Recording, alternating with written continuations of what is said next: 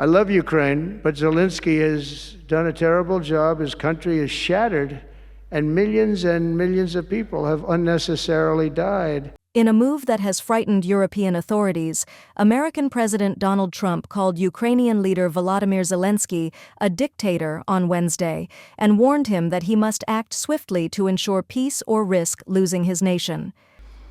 A dictator without elections. Zelensky better move fast or he's not going to have a country left. Got to move fast.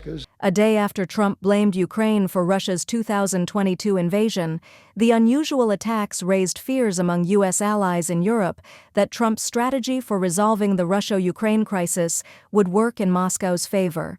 With a Trump-Putin phone call and discussions between top U.S. and Russian officials that have ignored Ukraine, Trump has reversed U.S. military policy less than a month into his presidency.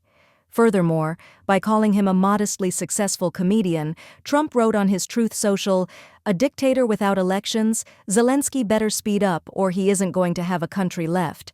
Ukrainian Foreign Minister Andriy Sybiha responded by saying that no one could make his nation compromise, adding, "We already withstood the most horrific military attack in Europe's modern history.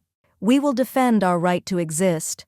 Trump reiterated his remarks later in the day when he addressed businessmen and investors in Miami, referring to Zelensky as a dictator and implying that the Ukrainian leader sought to prolong the conflict in order to keep the gravy train going, a reference to American military support. Biden never tried. Europe has failed to bring peace, and Zelensky probably maybe he wants to keep the gravy train going. I don't know what's the problem, but he hasn't been able. He's very upset. Trump blasted and blamed Zelensky for forcible using of America to spend hundreds of billions of dollars to go into a conflict that couldn't be won.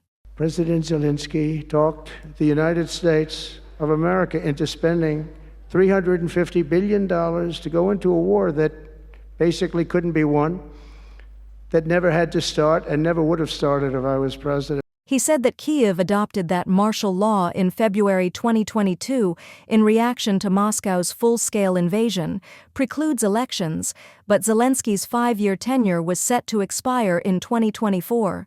One key concern that persisted among both the U.S. president's his Ukrainian counterpart's supporters as their long tense relationship was torn apart on Wednesday was whether the conflict would crush aspirations for a settlement mediated by the United States or perhaps advance it.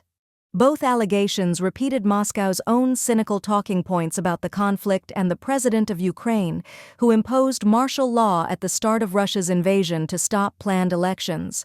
Trump's post was by no means a singular assault. "You would have been in World War III, and it's not going to happen now if you had Biden's administration for another year," Trump stated on Wednesday night. If we would have had this administration for another year, you would have been in World War III, and now it's not going to happen.